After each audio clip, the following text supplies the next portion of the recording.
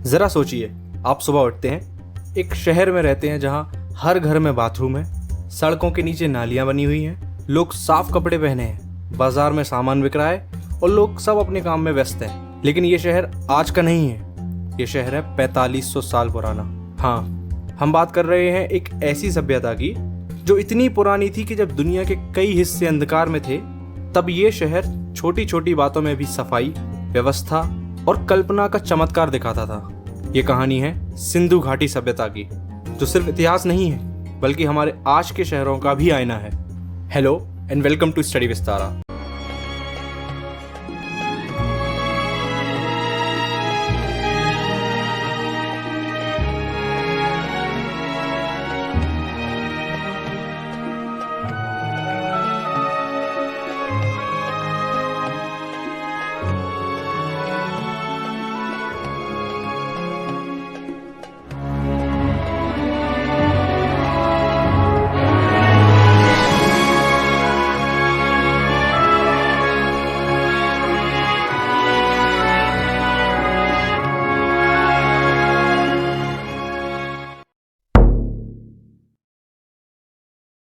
Chapter 4 के and में हमने देखा था कि कैसे इंसान नदियों के किनारे बसने लगे। उन्होंने खेती करना शुरू किया और कुछ नए टूल्स बनाए और धीरे धीरे एक नए दौर में कदम रखा, सिविलाइजेशन यानी सभ्यता का दौर। लेकिन सिविलाइजेशन है क्या? सिविलाइजेशन का मतलब होता है एक एडवांस ह्यूमन सोसाइटी, यानी एक ऐसी समाज जो व्यवस्थित और विकसित हो। तो चलिए समझते हैं कि एक सिविलाइजेशन के बेसिक फीचर्स क्या होते हैं। पहला फीचर है गवर्नमेंट या फिर एडमिनिस्ट्रेशन। हर सिविलाइजेशन में एक सरकार या प्रशासन होता है जो सोसाइटी के काम काजों को संभालता है, जैसे लॉज, डिसीजंस या फिर ऑर्डर। दूसरा फीचर है अर्बनिज्म, यानी शहरों का विकास, उनकी टाउन प्लानिंग, पानी का मैनेजमेंट और सफाई के लिए ड्रेनेज सिस्टम। सब कुछ अच्छे से सोचा समझा होता है। इसके अलावा क्राफ्ट्स और टेक्नोलॉजीज भी काफ़ी इंपॉर्टेंट फीचर है। स्टोन या मेटल जैसे रॉ मटेरियल्स का यूज़ करके लोग टूल्स, ज्वेलरी और कई चीज़ें बनाते हैं। क्राफ्ट्समैन काफ़ी स्किल्ड होते हैं। अगला फीचर है ट्रेड। ये लोग अपने शहरों के अंदर भी और दूर दराज के इलाकों के साथ भी ट्रेड करते थे।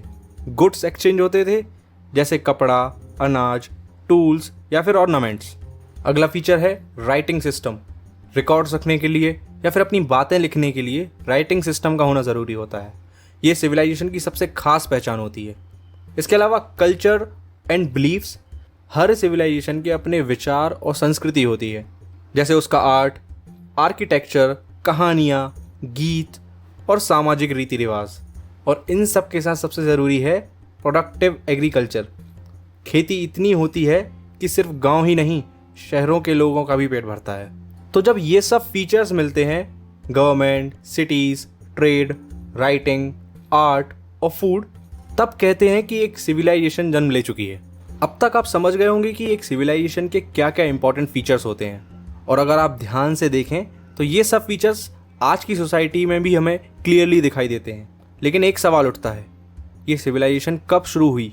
हमने जो अभी डेफिनेशन पढ़ी, उस सेंस में सिविलाइजेशन अलग अलग जगह पे अलग अलग समय में शुरू हुई। सबसे पहले सिविलाइजेशन आई मेसोपोटामिया रीजन में, जो आज के मॉडर्न इराक और सीरिया का हिस्सा है। ये लगभग 6000 साल पहले हुआ था। इसके कुछ ही समय बाद एंशिएंट इजिप्ट में भी एक बड़ी सभ्यता का विकास हुआ। आप इन सब सिविलाइजेशन के बारे में अगली क्लासेस में डिटेल में पढ़ेंगे। मेसोपोटामिया, इजिप्ट और दूसरी पुरानी सभ्यताएं, इन सब ने मानव के विकास में बहुत बड़ा योगदान दिया, साइंस, टेक्नोलॉजी, राइटिंग, ट्रेड और कल्चर के रूप में। लेकिन इस क्लास में हम सिर्फ एक ही रीजन को एक्सप्लोर करेंगे, इंडियन सबकॉन्टिनेंट। और कहानी की शुरुआत होती है इसके नॉर्थ वेस्टर्न रीजन से, यानी भारत के उत्तर पश्चिम के हिस्सों से। यहीं से शुरुआत होती है हमारी अपनी सिविलाइजेशन की जर्नी। अब चलिए देखते हैं कि गांव से शहर तक का सफ़र कैसे तय हुआ।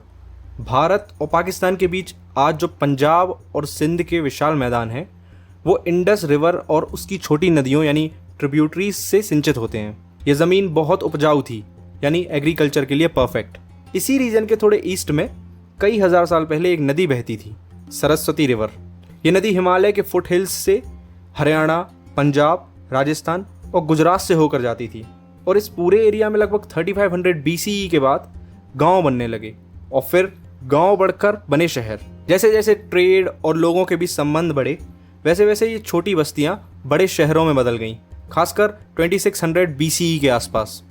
जब आर्कियोलॉजिस्ट ने पुरानी जगहों की खोज की तो उन्होंने इस सिविलाइजेशन को कई नाम दिए। Indus civilization, Harappan civilization, Indus Saraswati civilization या फिर सिंधु सरस्वती सभ्यता। और इन सभी नामों का एक ही मतलब है, एक ऐसी विकसित और व्यवस्थित सभ्यता जो इंडस और सरस्वती नदी के आसपास बनी थी। इस सभ्यता के लोगों को हम कहते हैं हड़प्पन्स। और सबसे अमेजिंग बात यह है कि ये दुनिया की सबसे पुरानी सिविलाइजेशन में से एक है। चलिए अब बात करते हैं हड़प्पा सभ्यता के शहरों की प्लानिंग की, जहाँ सब कुछ था, सफाई, सिस्टम और स्ट्रक्चर। सबसे पहले जो 2 शहर खोजे गए वो थे हड़प्पा और मोहनजोदाड़ो, जो कि आज के पाकिस्तान में है। इनकी खोज हुई थी 1924 में, लगभग 100 साल पहले। जब और साइट्स इंडस के प्लेन में मिली तो इस सभ्यता को पहले कहा गया इंडस वैली सिविलाइजेशन, लेकिन बाद में और भी बड़े शहर मिले, जैसे धोलावीरा, राखीगढ़ी, गनवेरीवाला और लोथल जैसे कई छोटे शहर। और ख़ास बात यह है कि सरस्वती बेसिन में भी 2 बड़े शहर मिले, राखीगढ़ी और गनवेरीवाला। इसके अलावा यहाँ कई छोटी साइट्स भी मिली, जैसे कि फरमाना, कालीबंगा या फिर वनाबली। इन बड़े शहरों की प्लानिंग बहुत ही एडवांस थी। सीधी और चौड़ी सड़कें जो कि 4 दिशाओं में अलाइंड होती थीं। हर शहर के 2 हिस्से होते थे, अपर टाउन जहाँ एलीट लोग या शायद शासक रहते थे, और लोअर टाउन जहाँ आम लोग रहते थे। ज़्यादातर शहर फोर्टिफिकेशन यानी सुरक्षा के लिए वॉल्स से घिरे हुए थे। गलियों के दोनों तरफ अलग अलग साइज़ के घर थे, छोटा हो या बड़ा, कंस्ट्रक्शन क्वालिटी सेम थी। सभी घरों में ब्रिक्स का इस्तेमाल होता था। और कुछ बिल्डिंग्स ऐसी भी थीं जिनका यूज़ सब लोगों के लिए होता था, जैसे वेयर हाउसेस जहाँ अनाज रखा जाता था। और अब बात करते हैं एक बहुत ही फेमस और मिस्टीरियस स्ट्रक्चर की, the great bath of Mohenjodaro. ये एक छोटा पर सुंदर टैंक था, लगभग 12 बाय 7 मीटर्स का, जिसमें वाटर प्रूफिंग के लिए नेचुरल विटामिन का यूज़ किया गया था। टैंक के आसपास छोटी रूम्स थीं, एक में तो वेल भी था और एक ड्रेन भी था जिससे पानी निकालकर फ्रेश वाटर रिफिल किया जा सके। लेकिन सवाल यह है कि इसका यूज़ किस लिए होता था। कुछ आर्कियोलॉजिस्ट कहते हैं कि ये एक पब्लिक बाथ था, लेकिन ये आइडिया रिजेक्ट हो चुका है क्योंकि हर घर में अलग बाथरूम मिले हैं। इसके अलावा कुछ आर्कियोलॉजिस्ट कहते हैं कि ये रॉयल फैमिली का बाथ एरिया है या फिर एक रिलीजियस रिचुअल का टैंक है जहां लोग स्नान करते थे, शायद धार्मिक उद्देश्यों से। जो भी सच हो, इतना तो तय है कि हड़प्पन लोगों का टाउन प्लानिंग और इंजीनियरिंग सेंस हमारे समय से भी कई मायनों में आगे था। एक और ख़ास बात है जो हड़प्पन सभ्यता को अलग बनाती है, वो है उनका वाटर मैनेजमेंट और सफाई के प्रति लगाव। हड़प्पन लोग साफ सफाई और हाइजीन का बहुत ध्यान रखते थे। हर घर में अलग से नहाने का एरिया होता था और ये बाथरूम एक बड़े ड्रेनेज सिस्टम से कनेक्टेड होता था। ये ड्रेन्स जनरली गलियों के नीचे से गुजरते थे और गंदा पानी दूर ले जाते थे ताकि शहर में गंदगी ना हो। सोचो, 4500 साल पहले लोग सीवेज सिस्टम का यूज़ करते थे। मोहनजोदाड़ो में लोग ब्रिक्स से बने हुए 100 से ज़्यादा वेल्स से पानी निकालते थे।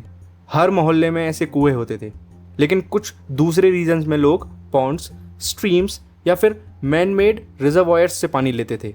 सबसे बड़ी पानी की व्यवस्था देखी गई धोलावीरा, गुजरात में, जो कि रन ऑफ कच्छ में है। यहाँ का सबसे बड़ा रिजर्वॉयर था 73 मीटर लंबा। जी हाँ, 73 मीटर, मतलब लगभग एक फुटबॉल फील्ड के बराबर। धोलावीरा में कम से कम 6 रिजर्वॉयर थे जिनको पत्थरों और चट्टानों को काट कर बनाया गया था। ये रिजर्वॉयर आपस में अंडरग्राउंड ड्रेन से कनेक्ट थे जो पानी एफिशिएंटली हार्वेस्ट भी करते थे और ज़रूरत के मुताबिक डिस्ट्रीब्यूट भी करते थे। इतनी पुरानी सभ्यता होने के बावजूद हड़प्पन्स के पास एक प्लांट और प्रैक्टिकल वाटर सिस्टम था जो कई आज के शहरों से भी बेहतर लगता है। तो चलिए अब बात करते हैं एक इम्पॉर्टेंट सवाल की, हड़प्पन लोग क्या खाते थे। जहाँ हड़प्पन्स अपने गांव और शहर बनाते थे वहाँ आसपास हमेशा कोई ना कोई नदी ज़रूर होती थी। नदी से मिलता था पानी भी और उपजाऊ मिट्टी भी, जिससे वो खेती करते थे। उन्होंने उगाए सीरियल्स जैसे कि बरली या फिर जौ, वीट या गेहूँ, कुछ मिलेट्स जैसे कि बाजरा और कभी कभी चावल भी, साथ ही दाल और कई तरह की सब्जियां भी उगाई जाती थीं। Harappans were the first Eurasian to grow cotton. उन्होंने कपड़े बनाने के लिए कॉटन का यूज़ किया। फार्मिंग के लिए वो लोग प्लाऊ या फिर हल जैसे टूल्स का यूज़ करते थे और इंटरेस्टिंगली ऐसे कुछ टूल्स आज भी किसान यूज़ करते हैं। ये सब खेती होती थी छोटे छोटे गाँव में, और सिटीज़ तभी चल सकती थी जब रूरल एरिया से डेली अनाज आता हो। सिर्फ सब्जी या अनाज ही नहीं, हड़प्पन लोग पशुओं को भी पालते थे, जैसे कि गाय, बकरी, सूअर और मीट खाते थे।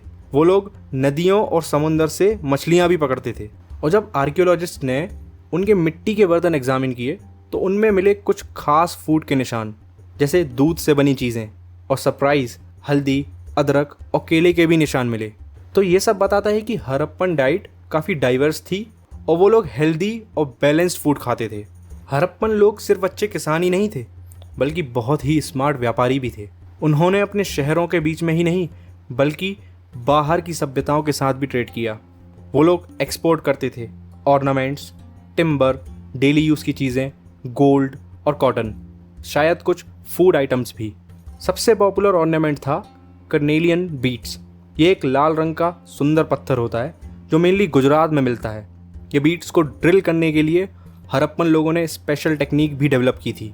वो लोग शंख या शेल से भी बैंगल्स बनाते थे, और शेल्स को काटना या बनाना आसान काम नहीं होता है, इसमें चाहिए एडवांस क्राफ्टमैनशिप।